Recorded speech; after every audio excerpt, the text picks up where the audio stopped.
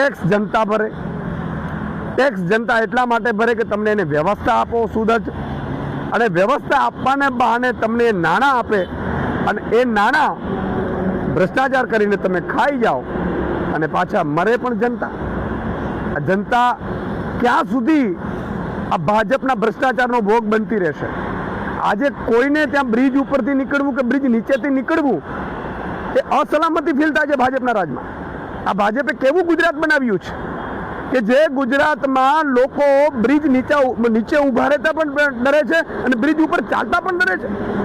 યાર, બ્રિજના બ્રિજ તૂટી જાય અને એ પણ ગંભીર રીતે બે ભાગ થઈ જાય બ્રિજના, ત્યાં સુધી એમણે એક તો ભ્રષ્ટાચાર કર્યા, બીજા નંબરમાં એ જર્જરિત બ્રિજ છે કે નહીં એની ચકાસણી કોણ કરશે, એ જર્જરિત તો વાહન વ્યવહાર બંધ કેમ ન કર્યું? આ તમામ સવાલ સરકારની સામે ઉપસ્થિત થઈ રહ્યા છે.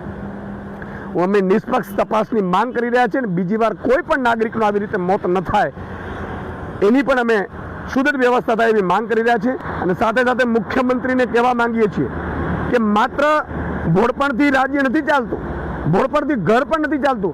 જો તમે આ રાજ્ય ચલાવવાને સક્ષમ ના હો તો તમારે રાજીનામું આપી દેવું જોઈએ. લોકો મરી રહ્યા છે તમારા રાજમાં, અને તમારા ભ્રષ્ટાચારના કારણે અને તમારા આ ખાડાકારના કારણે લોકો મરી રહ્યા છે.